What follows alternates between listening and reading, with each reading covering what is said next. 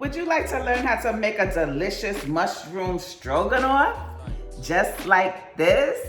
You would? Good. Because in this episode of the Lisa D's Delight Show, I'm going to show you how to do it. Lisa D Delight. These are the button mushrooms that I'll be using, but any kind of mushrooms will do. The exact ingredient list and measurements and such will be in the description box below. This is the proper way to clean your mushrooms, with a damp paper towel. Mushrooms naturally have a lot of water in them, and they also retain water. So if you were to submerge them in water, then they would just like absorb all that water. And then when you cook them, they might turn out mushy. Another mushroom pro tip: you really don't want to leave your mushrooms in that plastic wrap container that it comes in, because the plastic traps moisture and it can make them go bad more quickly.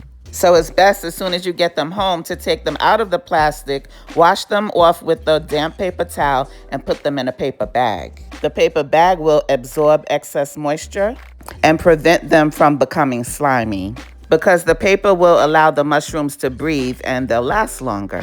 Now let's chop some onions, bell peppers, and garlic. And this is how you chop up fresh basil. We're also going to be using the stems. There's lots of good flavor in the stems as well.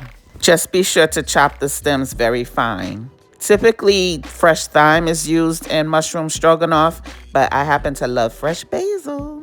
And then when you cut the leaves, you just want to stack them up on top of each other and then roll them up all together. Stop playing, you know how to roll.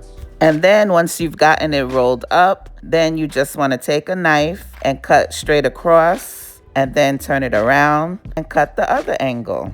Now let's make some mushroom broth. This Better Than Bouillon mushroom base is really, really good. I love to use it when I'm making this dish.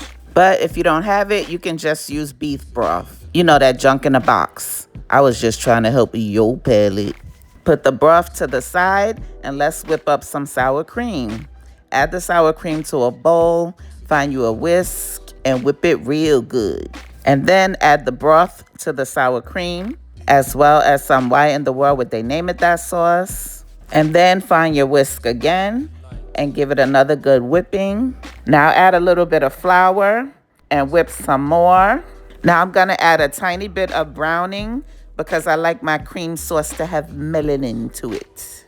Now add in some soy sauce for that delicious umami flavor. Now that the cream sauce is done, we can start working on the mushrooms.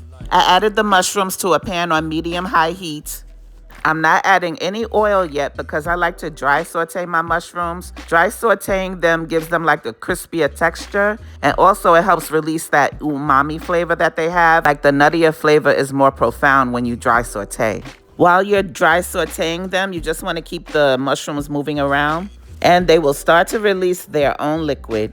Once most of the liquid that they release evaporates, then you can reduce the heat to medium-low and spread the mushrooms out in the pan. Be sure not to overcrowd the pan, because if you do, then the mushrooms will steam and mess up that crispy effect that we're going for. Now add in some onions. I'm using red, but any onion will do. Also add some fresh garlic and the basil stems. The basil leaves get added at the end. Stir and saute this for a few minutes until the onions become somewhat translucent. Then add some soy sauce to the porridge, as well as some fresh cracked black pepper. Now is the time to add the extra virgin olive oil and give it a good stir. Now add in the multicolored bell peppers as well as the fresh basil. I added the bell peppers towards the end because I like my bell peppers to have a little bite to them. Now go on ahead and add a little smoked paprika and give it a good stir once more.